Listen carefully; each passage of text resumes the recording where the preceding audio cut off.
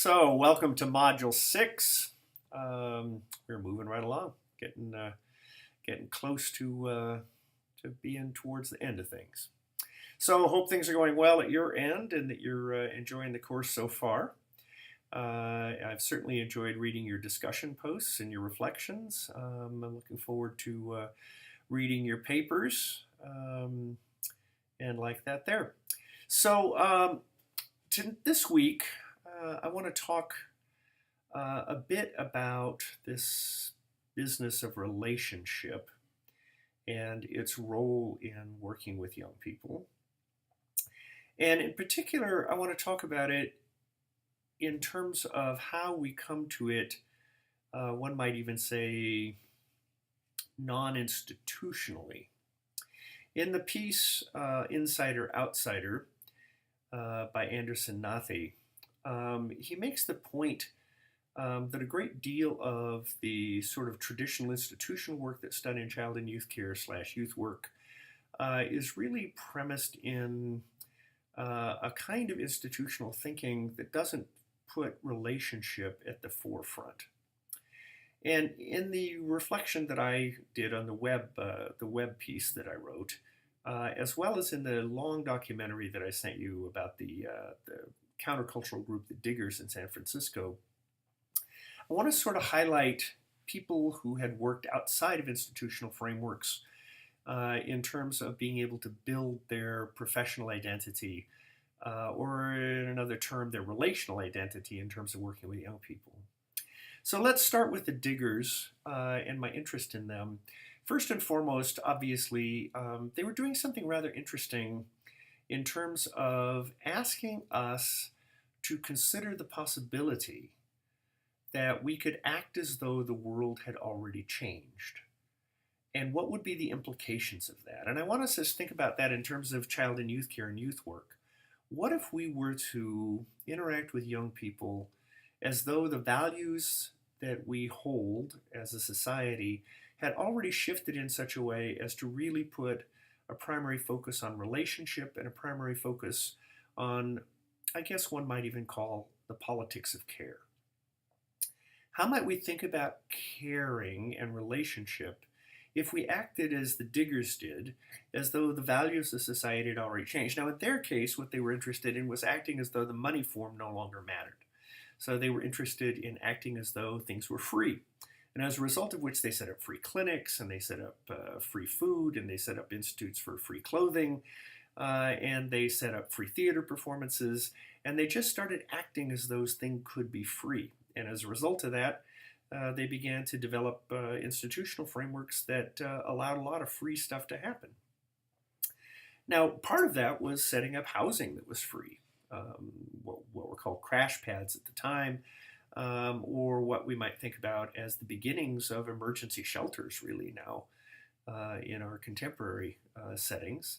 I mean, some of those runaway and homeless youth who came into Haight-Ashbury, who came into the countercultural centers in the late 60s, were housed by groups like the Diggers for free, without any expectations or rules or obligations, just free housing in a free society in which we freely shared what we had.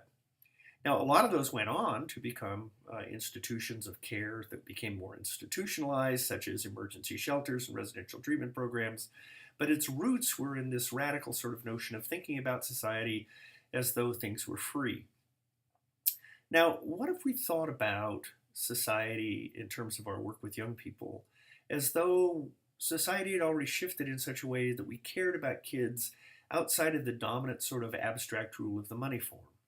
What if we started just acting as though the programs that we worked in, the institutions that we participated in, operated as though relationship was its primary focus? Now, Anderson Nathy says that this would be a real challenge to our professional identity, that in some ways we'd have to let go of some of the models that we have about kids, some of the ways we think about them psychologically, some of the ways we think about them developmentally. And we've already encountered some of this in some of the thinking that we've done so far.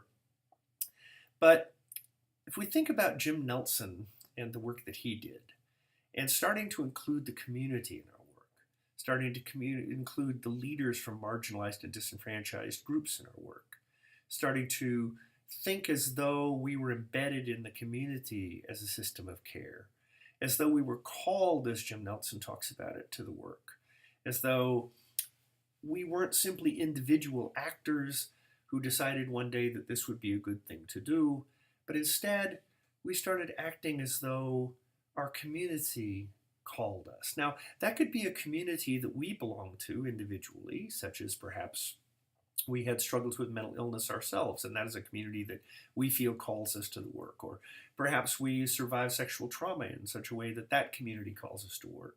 Or perhaps we came from a family system that was profoundly painful or difficult to be in, and we feel as though the community of people who survive families like that calls us to the work.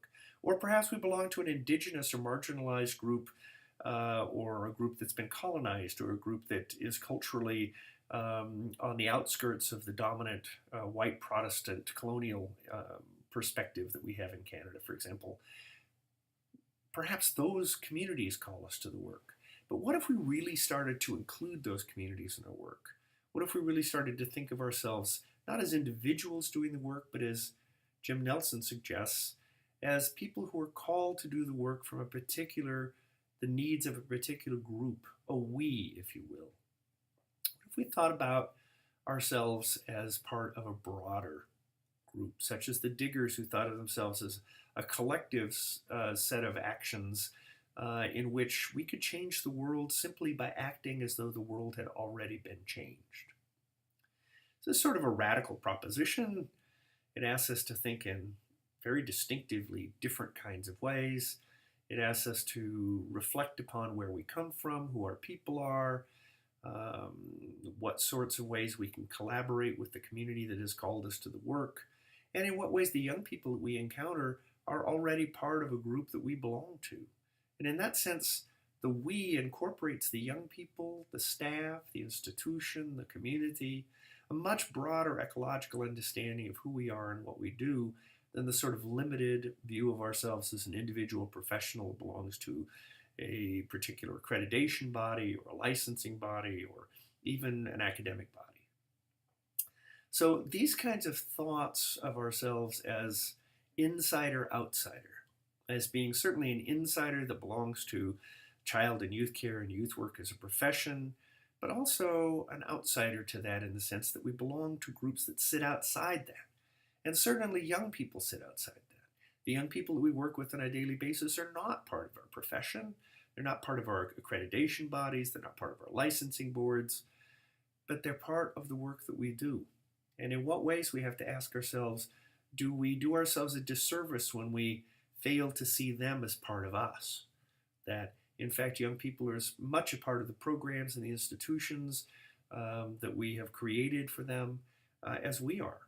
I mean, I think one of the major things that can be really, really problematic is when we begin to think the program that we work in belongs to us instead of being in service to the young people who really own it, because it is, in fact, for them, is it not? Not for us. And yet, perhaps it is for all of us if we think about this in terms of we rather than me or you or the self and the other. Perhaps if we think, as the diggers did more collectively, or as Ben Anderson Nathy thinks, as inside and outside, as both and, as not either or, but as incorporating all of us together ecologically in the work as a community, perhaps then we would begin to think about things in a slightly different kind of way that might allow us to have a different set of relationships that might open up child and youth care / youth work as a truly relational field of practice. All right, well, that's it for this week. I look forward to your reflections and your discussions. Please feel free, if you have questions, to use the chat option, or contact me if you want to avail yourself of any kind of Skype office hours or phone office hours. And I guess that's it for this week. Have fun. See you later. Bye-bye.